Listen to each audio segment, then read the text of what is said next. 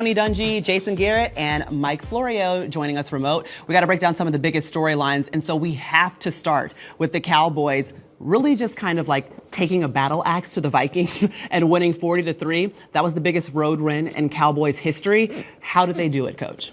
Well, they did it in a way I didn't expect. They took full control of the game early. They were very balanced on offense, and when they get ahead of you, Jason, they're tough to play because those defensive linemen just pin their ears back and take off. Yeah, dominant performance. It started up front. They were able to run the ball. Dak was clean in protection the whole day long. He really felt comfortable, going through his progressions, making the plays he needed to make. Loved the balance between Zeke and Pollard. And then, like you said, when you get Micah Parsons and that crew going with the lead, they're in their track stances. They smell the blood. They get after the quarterback. The Vikings had no chance. Mike? They call that stadium in Dallas Jerry World. They need to call U.S. Bank Stadium Jerry World North. The Cowboys are 4-0 in that building, and it was as ugly as any Vikings game has been in recent years today. If you can't run and stop the run, and then you can't stop the pass rush, Christian Darrisaw, their great left tackle, left early in the game with a concussion, you got no chance. Kirk Cousins sacked a career-high 7 times. And I had flashbacks to a Thursday night game in September of 2018, Rams-Vikings, when Anthony Barr was trying to cover receivers. You don't put a linebacker on a running back who can run or a receiver, and that bust. That to the extent there was any hope whatsoever, and there really wasn't much at that point, that ended all of it. Hey, I got to come right back to you, Mike, because just while we're on the Vikings, can you tell me, is this more indicative of who the Vikings are or what we saw in Buffalo being able to come back from being down 17? What we got? The truth is somewhere in between, Maria, and I remember the Minneapolis Miracle very well. You win a game like that, an emotional, exhausting, draining game, and you got to pick it up and play a week later. It's not the easiest thing to do. They got destroyed by the Eagles a week after that game for the ages in the postseason, and now they get destroyed at home by the Cowboys. I think it takes a lot more than people realize to reset after you've had a game, even if you win it, that takes so much out of you. Do you think Mike has a few scars? He's a little bit. It's unbelievable. 50 years. Hey, Jason, 50 years of scars, baby. It's aggressive. They got destroyed and destroyed. But you make a good point, though. You go back to that Buffalo game, and if you just watch the first 2.5 quarters, you'd almost say the same thing. Gosh, where are the Vikings? And it doesn't look like it. They had a nice about 18 minutes against Buffalo. But other than that, the rest of it has not been pretty right now. But we've been banging the drum. I've been banging the drum about this idea of belief. They get behind, but they believe. They come back. They look each other in the eye. They're calm. They're poised.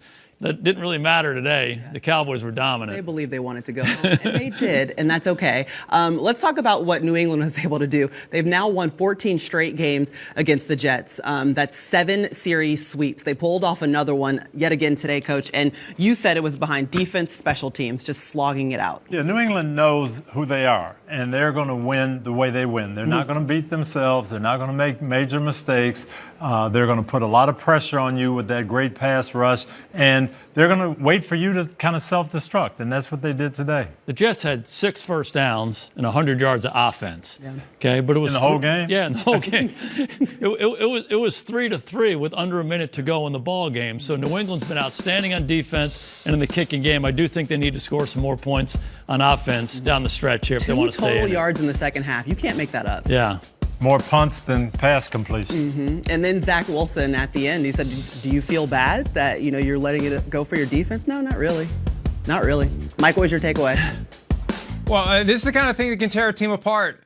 Robert Saleh, the head coach, is going to have to summon all of his abilities to get everyone on the same page. Garrett Wilson, the rookie receiver, was going off in the locker room after the game about the fact that some guys just aren't doing what needs to be done. And when Zach Wilson just flat out refuses to take responsibility for a day like today, even if you don't believe it's your responsibility, there are certain times where you have to say it's your responsibility. How could he not say it's partially his responsibility at a minimum after what happened today? But that Jets defense is great, but doesn't matter if your offense can only score 3 points and hardly gain any yards. Well, New England defense does that to quarterbacks, a lot of quarterbacks, young quarterbacks especially. Somehow you've got to find a way to get this game into overtime and make one play and win it. But I think the Jets are going to be okay. I really do. Yeah, there's been so much good for them up to this point. It was a tough day for them. They're certainly more defensive-oriented, how they've built that team and how they're playing all year long. The offense has to do more, and I do agree with Mike. When you're the quarterback of the team, you're the leader. You got to stand up and take the bullet regardless of what the circumstance is. Mm-hmm. The AFC East, a bear right now. All teams at least have a winning record. Miami's at the top at 7-3. The Jets, if they would have won, they could have been up there at the top. But it's just going to be interesting to see how it ends in the postseason. Let's go back to the Bills. They're getting a win after falling to the Vikings. What is our biggest takeaway from Buffalo? Well, I was excited to see them get Josh Allen under center and hand the ball off a few times. Hadn't scored a touchdown in the second half of their last couple of games. They ran the ball and controlled the second half. That's what they're going to need to do. Mindset and mentality is so important. Yeah. And I love the balance that they had that you're talking about, Coach. They're taking the burden off of Josh Allen. But for me, the story was you have this devastating loss to Minnesota last week. You have this snowstorm coming in. Oh, by the way, we're going to play the game in Detroit. They just seemed to process all of that well. A little bit of a slow start, but once they got going, they played the game they needed to play to win the game. And now 4 days later, they're going to be back at it in Detroit. So an important stretch for them. They responded well today. And Mike, correct me if I'm wrong. Do they only have one practice this week? Or I know you talked to some of the players. Just what did it look like for them and still being able to walk away with the win against the Browns? They weren't able to practice at all on Friday because nobody could get to the facility. And we hear the term sudden change as it relates to things that happen during a game. Dion Dawkins, the left tackle, used that phrase sudden change to explain everything they've been through for the last week and all the ups and downs. You had to be ready for anything and everything, not just during the game, but in the days leading up to the game. And he really did think at one point there was no way they were going to get to Detroit. He had to walk through 3 blocks of 6 feet of snow just to get to the car that took him to the team facility. And they blocked it all out when they got to Detroit. He said that's when things started to feel normal. And they're happy to be going back to Detroit because it's the same routine, same hotel. They chose to use the visiting sideline locker room and coach's booth today, so it will be the same on Thursday. He said it's going to feel like another home game because we're doing exactly what we just did all over again when they go back to play the Lions on Thursday. Just one thought on that. You know, when you have a situation like that, and if you've never talked about those things, sudden change, being adaptable, being able to adjust, if you've never talked to your team about that up to that point, it's kind of new and maybe they don't do it well. There's no doubt in my mind that's a value that Sean McDermott has tried to instill in his team from the beginning. And then when you get this circumstance, you get the situation, you respond the right way. And we certainly saw them respond in this game against the Browns. And like you said, we'll see them against Detroit this week. Now, let's talk about concern meter. On 1 to 10, your level of concern is the least if it's a 1, it's the most if it's 10. Sometimes you guys don't actually answer the question that I'm asking, so I'm just giving you the rules a couple of times. The Eagles' offensive struggles for the second straight game, how much concern do you have for it, Coach? I'm a 1. I don't concern myself with that. They've got a lot of things going on, a lot of positives. They've played 2 pretty good defenses. They're going to be okay. I'm not quite 1. I might be 2, 2.5, 3, but it's low. I like what they have. They're a balanced offense. They'll be good down the stretch. Mike?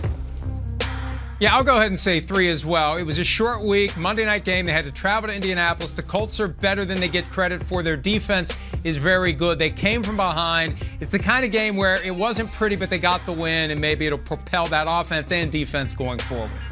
All right, the Giants as a playoff contender. I'm going to say 3 again. You know, the Giants are who they are, and they're going to win close games. They're going to have some ugly-looking games, but they're going to continue to fight, and they're going to be a factor down the stretch. I'm right with you. I say 3. The Giants, maybe more than any team in this NFC, they need to play the game on their terms. If they get out of this idea, we're going to throw it, they need to run the ball. They need to take the burden off the quarterback. They need to keep the score down on defense. They just didn't do that against Detroit. They just have to get back to doing that. It's been a good formula. Mike? I'm going to go a little bit higher than that. We got all those teams in the NFC East above 500. I'll put the Giants at a 5.5 right now. They still play the Eagles twice. They play the Cowboys again. They play the Commanders twice. They got some games coming up that if they play like they did today, that record is going to get closer to 500 before you know it. So they have to worry not just about the Cowboys getting separation. They got to worry about getting passed by the Commanders, who are looking better and better all the time. Yeah, Giants coming off of a loss to the Lions in Week 11. All right, what about Zach Wilson being a franchise quarterback? Give me about a 7 right now. I like a lot of things about him, but I agree with what Jason said earlier. When you're the leader, you've got to be the man in that locker room. No question. For me, it's more of a 5. I think he's still young. This has to be a learning opportunity for him. Robert Saleh has to sit with him and say, okay, here's what happens. Okay, when you're the head coach and the quarterback, you take all the bullets. It's your responsibility. Regardless of what happens, you're the guy that's got to stand there and take it. So hopefully he learns from this. He certainly has ability. He's shown that he can do it. He hasn't been consistent, but I agree with Coach. That leadership piece is the biggest area he has to improve in right now. I'll split the difference and say 6. Now, we know that highly drafted quarterbacks get 3 years. They get 3 years. He's halfway there. He's more than halfway there to getting to the point where you pass a verdict on the guy, and that's just who he is, and then good luck finding your way elsewhere in the NFL. I've yet to see the lift. I've yet to see the consistency. I've yet to see the growth and the maturity. He's put himself in a position where there's going to be as much pressure on him going into next season as there was on Tua Tagovailoa going into this season. And the last one we got, guys, Nathaniel Hackett's job security. I would say I'm probably a 9 on that, because you got a $50 million quarterback that they're probably not going to fire. So you're the next one in line if he doesn't start playing better. He's got to get Russell Wilson playing better. Yeah, I'm lower than that. I'm probably 7. I think George Payton wants to give him an opportunity. There's some good there that he wants to build around. But, it's 2022. It's the NFL. There's a lot of scrutiny. There's a lot of noise out there. Russell Wilson ain't going anywhere. They have to win. They have to finish the right way here, or there are going to be some issues in Denver. I'm going to say 10. Look, there's new owners. There's new owners. We got to be as real as we can about this. The Walmart moguls who bought this team did not hire Nathaniel Hackett, and they can buy out the balance of his contract in the blink of an eye with the money that they are constantly making, especially during the holiday season. So they'll be fine financially, and they'll move on. And that's just the way it is. That's the way it is. He's not their guy. And he's had his chances so far this season to show that he's capable of doing the job. And, there are sometimes coordinators who become coaches, and like our 2 coaches got it done. Some coordinators get that job, and that's one step beyond where they should have been. And it manifests itself pretty quickly, and it has with Nathaniel Hackett. I want to play this game with Mike Florio all the time. 10. It's a 10. I'm concerned. It's a 10. He's got good phrasing, doesn't he? I'm a 5-5 there. I'll split the difference here. He's pretty good. It's always impressive. That is our Week 11 recap. You guys are going to have a great call of a Thanksgiving Day game. Enjoy it. I will enjoy turkey while watching you, and so will Florio. And then we'll see you here on Sunday for Football Night in America at 7 Eastern, and another recap coming your way.